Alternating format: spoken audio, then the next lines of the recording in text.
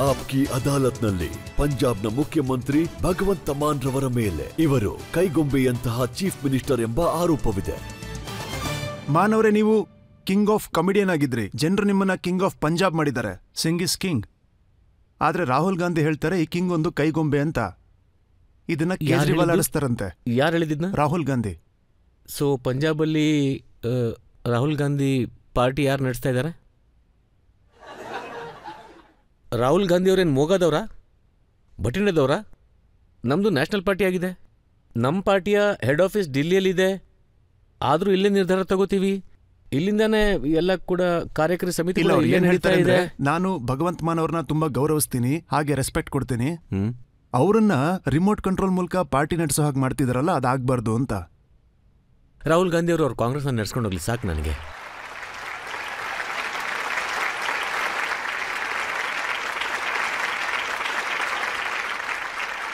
ಅಂದರೆ ದೇಶದ ರಾಜಧಾನಿಯಲ್ಲಿ one of the biggest democracy of the world India, ಆ ದೇಶದ ರಾಜಧಾನಿಯಲ್ಲಿ ಈ ದೇಶದ ಎಲ್ಲದಕ್ಕಿಂತ ತುಂಬ ಹಳೆದಾದ ನ್ಯಾಷನಲ್ ಪಾರ್ಟಿ ಕಾಂಗ್ರೆಸ್ 2015ರಿಂದ ಹಿಡಿದ್ರೆ ಅವ್ರದ್ದು ಎಷ್ಟು ಜನ ಎಮ್ ಎಲ್ ಎ ಇದ್ದಾರೆ ಸರ್? 0. ಎಷ್ಟು ಎಂ ಪಿಗಳಿದ್ದಾರೆ ಸರ್? 0. ರಾಜ್ಯಸಭೆಯಲ್ಲಿ ಎಷ್ಟು ಜನ ಇದ್ದಾರೆ ಸರ್? 0. ಈವನ್ ಅಂದರೆ ಯಾವ ಇಲಾಖೆಯಲ್ಲಿ ರಾಹುಲ್ ಗಾಂಧಿ, ಸೋನಿಯಾ ಗಾಂಧಿ ಮತ್ತು ಇವರ ಎಲ್ಲ ಕಾಂಗ್ರೆಸ್ನ ಬಿಜೆಪಿಯವರ ಮನೆಗೆ ಬಂದರು, ಅಲ್ಲಿ ಎಮ್ ಎಲ್ ಎ ಯಾರಾಗಿದ್ದಾರೆ? ಅರವಿಂದ್ ಕೇಜ್ರಿವಾಲ್. ಹೊಸ ದಿಲ್ಲಿ ವಿಧಾನಸಭೆ. ಇದರ ಅರ್ಥ ಏನು ಅಂತಂದರೆ ರಾಹುಲ್ ಗಾಂಧಿ ಅವರು ನನ್ನ ಬಗ್ಗೆ ಏನು ಹೇಳೋದು ಬಿಡಿ, ಆದರೆ ಅವರ ಮನೆಯ ನೌಕರರು ಎಲ್ಲರೂ ಕೂಡ ನಮಗೆ ಓಟ್ ಕೊಡೋದು. ಸೊ ಅವ್ರಿಗೆ ಹೇಳಿ ಅವ್ರ ಪಾರ್ಟಿನ ನಡೆಸ್ಕೊಂಡು ಹೋಗಲಿ. ಅಂದರೆ ರಾಹುಲ್ ಗಾಂಧಿ ಅವರ ಅಂದರೆ ಇದಂತೂ ಹೇಗಾಯಿತು ಅಂತಂದರೆ, ಒಬ್ಬ ಅಂಗಡಿಯವನಿದ್ದ, ಸಾಲ ಅವನಿಗೆ ಹೊರೆ ಆಗಿತ್ತು. ಜನಗಳು ತುಂಬ ಸಾಲ ಮಾಡ್ತಿದ್ರು ಅವನ ಹತ್ರ. ಅವನಿಗೆ ಇಲ್ಲ ಅಂತ ಹೇಳೋಕ್ಕಾಗ್ತಿರ್ಲಿಲ್ಲ ಯಾರಿಗೂ. ಅವನೊಂದು ಬೋರ್ಡ್ನ ಹಾಕ್ಬಿಟ್ಟ. ಆ ಅಂಗಡಿಯವನು ಕಾಂಗ್ರೆಸ್ನವನು. ಅವನೇನು ಬೋರ್ಡ್ ಹಾಕ್ದ ಅಂತಂದರೆ, ರಾಹುಲ್ ಗಾಂಧಿ ಅವರು ಪ್ರಧಾನಮಂತ್ರಿ ಆಗೋ ತನಕ ಸಾಲ ಕೊಡಲಾಗುವುದಿಲ್ಲ. ಆಗ ಊರಿನವ್ರು ಹೇಳಿದ್ರು ಇದರ ಅರ್ಥ ಏನು ಅಂತಂದರೆ ಜೀವನ ಪೂರ್ತಿ ಅಂತ ಹೇಳಿಬಿಡು. ಸೊ ಸರ್, ಅವ್ರು ಮೊದಲು ತಮ್ಮ ಕಾಂಗ್ರೆಸ್ ಪಾರ್ಟಿನ ಸರಿ ಮಾಡ್ಕೊಳ್ಳಿ. ಸರಿನಾ? ಕಾಂಗ್ರೆಸ್ ಕೆಲವು ಸಲ ಈ ಕಡೆ ತಿರುಗಿರುತ್ತೆ. ನಾನಂತೂ ಪಾರ್ಲಿಮೆಂಟಲ್ಲಿ ಹೇಳಿಬಿಟ್ಟಿದ್ದೆ, ದಿಲ್ಲಿಯಲ್ಲಿ ಅಮ್ಮಯ್ಯನಿದ್ದಾರೆ ತನ್ನ ಮಕ್ಕಳಿಗೆ ಪ್ರಪಂಚದ ತುಂಬ ಚಿಕ್ಕ ಸ್ಟೋರಿನ ಕೇಳಿಸ್ತಾಳೆ. ಒಂದಿತ್ತು ಕಾಂಗ್ರೆಸ್, ಅಷ್ಟೇ, ಕತೆ ಮುಗ್ದೇ ಹೋಯ್ತು.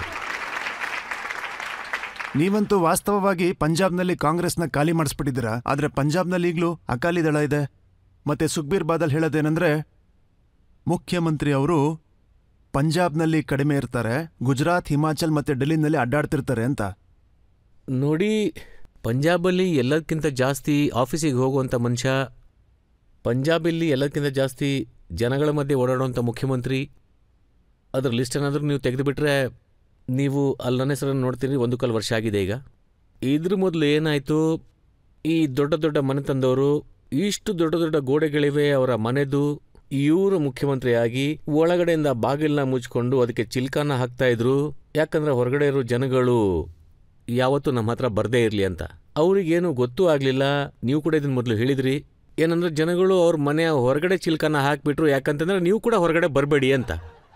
ಸೊ ಸರ್, ಈಗ ಸುಖ್ಬೀರ್ ಬಾದಲ್ ಇವರೆಲ್ಲರ ಬಗ್ಗೆ ಮಾತಾಡೋದು, ಇದಂತೂ ಬೇರೆ ವಿಷಯ ಬಗ್ಗೆ ಮಾತಾಡ್ಬೋದು, ಅಷ್ಟೇ ಹೇಳ್ಬೋದು ನಾನಿಲ್ಲಿ. ಸರಿ, ಈಗ ನಾನು ನಿಮ್ಮ ಪಾರ್ಟಿ MLAಗಳು ಏನು ಹೇಳ್ತಾರೆ, ಮಂತ್ರಿಗಳು ಏನು ಹೇಳ್ತಾರೆ ಅಂತ ಹೇಳ್ತೀನಿ.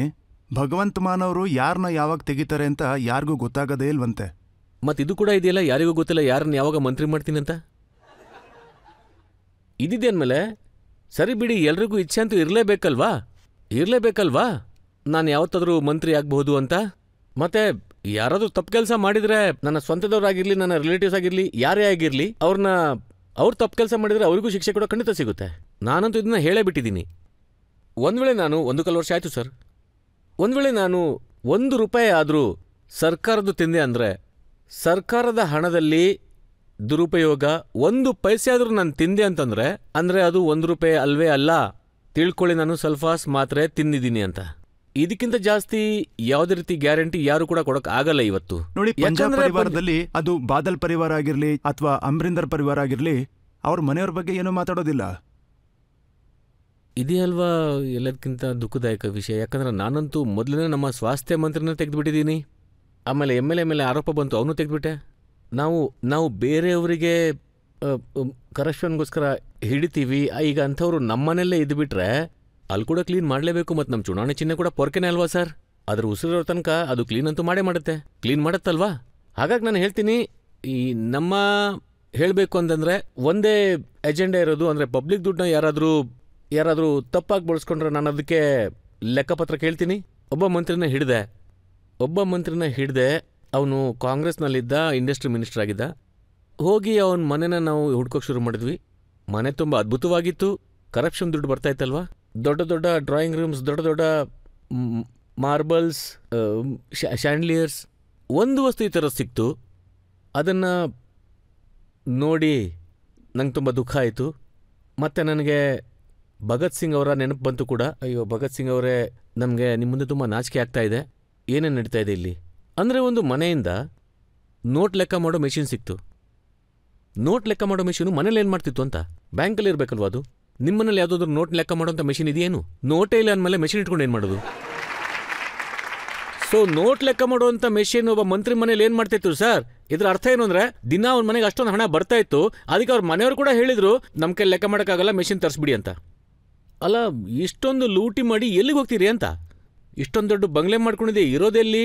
ಇಷ್ಟೊಂದು ಚಿಕ್ಕ ಕೋಣೆಯಲ್ಲಿ ನೋಡಿ, ಇಷ್ಟ ದೊಡ್ಡ ಕೋಣೆಯಲ್ಲಿ, ಜೈಲಲ್ಲಿ. ನಾನಂತೂ ದಿನ ಇದನ್ನೇ ಪ್ರಾರ್ಥನೆ ಮಾಡ್ಕೊಳ್ಳೋದು, ಪರಮಾತ್ಮ ನನ್ನ ಕೈಲಂತ ಯಾವುದೋ ಒಂದು ತಪ್ಪು ತೀರ್ಮಾನ ಮಾಡಿಸ್ಬೇಡ. ಅದರಿಂದ ಯಾವುದೋ ಬಡವರ ಮನೆ ಒಲೆ ಆರು ಹೋಗುವಂಥದ್ದು. ನನ್ನಿಂದ ಇಂಥ ತೀರ್ಮಾನಗಳನ್ನ ಖಂಡಿತ ಮಾಡಿಸು. ಅದರಿಂದ ಮನೆಗಳಲ್ಲಿ ಸಂತೋಷ ತುಂಬಲಿ. ಆಮೇಲೆ ಪಂಜಾಬ್ ಮತ್ತೆ ನಗ್ತಾ ಹಾಡ್ತಾ ಕುಣಿತಾ ಭಂಗಡ ಆಡುವಂಥ ಪಂಜಾಬ್ ಮತ್ತೊಮ್ಮೆ ಆಗಲಿ ಅಂತ. ಜನರು ಯಾರಾದರೂ ಪ್ರಶ್ನೆ ಕೇಳ್ತೀರಾ? Final round. ಸರ್, ನಾನು ನೀವು ಹಾಡೋದನ್ನ ತುಂಬಾನೇ ಕೇಳಿದ್ದೀನಿ. ಸೊ ದಯವಿಟ್ಟು ಈಗ ಒಂದು ಹಾಡು ಹೇಳ್ತೀರಾ? ಸಂತ್ರಂ ಉದಾಸಿ ನಮ್ಮ ತುಂಬ ದೊಡ್ಡ ಶಾಯರ್ ಆಗಿದ್ದಾರೆ. ಸೊ ಅದನ್ನು ನಾನೀಗ ನಿಮ್ಮ ಮುಂದೆ ತುಂಬ ಸಮಯ ಆಗಿದೆ ಹಾಡಿ, ಆದರೂ ಪರವಾಗಿಲ್ಲ, ನೀವು ಕೇಳ್ಕೊತಾ ಇದ್ದೀರ ಅಂದಮೇಲೆ ನಾನು ಹಾಡ್ತೀನಿ. ਮਾਂ ਧਰਤੀਏ ਤੇਰੀ ਗੋਦ ਨੂੰ ਚੰਨ ਹੋਰ ਬਥੇਰੇ ਨੀ ਮਾਂ ਧਰਤੀਏ ਤੇਰੀ ਗੋਦ ਨੂੰ ਚੰਨ ਹੋਰ ਬਥੇਰੇ ਤੂੰ ਮੰਗਦਾ ਰਹੀਂ ਵੇ ਸੂਰਜਾ ਕਮੀਆਂ ਦੇ ਵੇੜੇ ਤੂੰ ਮੰਗਦਾ ਰਹੀਂ ਵੇ ਸੂਰਜਾ ਕਮੀਆਂ ਦੇ ਵੇੜੇ ਜਿੱਥੇ ਤੰਗ ਨਾ ਸਮਝਣ ਤੰਗੀਆਂ ਨੂੰ ਜਿੱਥੇ ਵਾਲ ਤਰਸਦੇ ਕੰਗੀਆਂ ਨੂੰ ਜਿੱਥੇ ਮਿਲਣ ਅੰਗੂਠੇ ਸੰਗੀਆਂ ਨੂੰ ਨੱਕ ਵਗਦੇ ਅੱਖਾਂ ਚੁੰਨੀਆਂ ਤੇ ਦੰਦ ਕਰੇੜੇ ਤੂੰ ਮੰਗਦਾ ਰਹੀਂ ਵੇ ਸੂਰਜਾ ਕਮੀਆਂ ਦੇ ਵੇੜੇ ਤੂੰ ਮੰਗਦਾ ਰਹੀਂ ਵੇ ਸੂਰਜਾ ਕਮੀਆਂ ਦੇ ਵੇੜੇ ਜਿੱਥੇ ਜੰਮਦਾ ਬੰਦਾ ਸੀਰੀਏ ਟਕਿਆਂ ਦੀ ਮੀਰੀ ਪੀਰੀਏ ਜਿੱਥੇ ਕਰਜੇ ਹੇਠ ਪੰਜੀਰੀਏ ਬਾਪੂ ਦੇ ਕਰਜ਼ ਦੇ ਸੂਦ ਪੁੱਤ ਜੰਮਦੇ ਜਿਹੜੇ ਧੀਆਂ ਹੌਂਕੇ ਭਰਦੀਆਂ ਅਸਮਾਨ ਜੁਡੇਰੇ ਤੂੰ ਮੰਗਦਾ ਰਹੀਂ ਵੇ ਸੂਰਜਾ ਕਮੀਆਂ ਦੇ ਵੇੜੇ ਤੂੰ ਮੰਗਦਾ ਰਹੀਂ ਵੇ ਸੂਰਜਾ ਕਮੀਆਂ ਦੇ ਵੇੜੇ।